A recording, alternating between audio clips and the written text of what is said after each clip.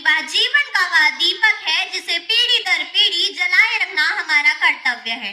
माननीय अध्यक्ष महोदय, उपाध्यक्ष महोदय तथा मेरे सभी साथियों, आज मैं आराध्य ध्यानी कक्षा 60 ट्यूलिप की छात्रा आज आप सभी के समक्ष एक वाद विवाद प्रस्तुत करने जा रही हूँ, जिसका शीर्षक है या भारतीय संस्कृति को बचाने के लिए शिक्षा व्यवस्था जिम्मेदार है या परिवार।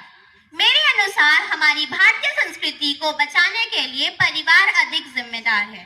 आज का विषय न केवल विचारणीय है बल्कि राष्ट्र के भविष्य की दिशा तय करने वाला है। मेरा दृढ़ निश्चय है कि भारतीय संस्कृति को बचाने के लिए सबसे अधिक भूमिका परिवार की होती है। परिवार संस्कृति की पहली पाठशाला है, क्योंकि बच्चा शब्द नहीं बोल पाता लेकिन संस्कार ग्रहण करना वह परिवार से ही सीखता है। माँ की लोरी व अनुशासन, पिता का आचरण, दादी नानी की कहानियाँ, यही तो वास्तविक सांस्कृतिक शिक्षा है। वह वातावरण जो उन्होंने बचपन से पाया है वह उनके मन में संस्कृति की गहरी छाप छोड़ देता है।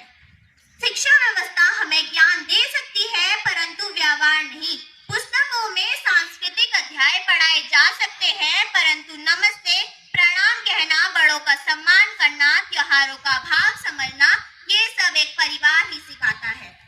जैसा कि हम सब जानते ही हैं कि संस्कार जन्म से मिलते हैं, किसी डिग्री से नहीं। यदि परिवार ही अपने मूल्यों को छोड़ देगा तो कोई भी शिक्षा व्यवस्था गहरी खोई हुई जड़ों के समान उन मूल्यों को वापस नहीं ला सकती। आधुनिकता के बहाव में एक परिवार ही संतुलन साधता है।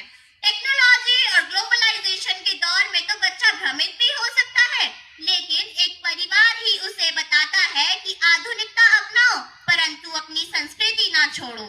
संस्कृति का बीज तो घर में रोपित होता है। हर त्योहार, हर पूजा पहले घर में ही मनाई जाती है। यही तो बच्चे की संस्कृति की पहली झलक होती है। यदि परिवार ही इसे जीवित ना रखे तो कोई भी पुस्तक उसे यहाँ नहीं सिखा सकती।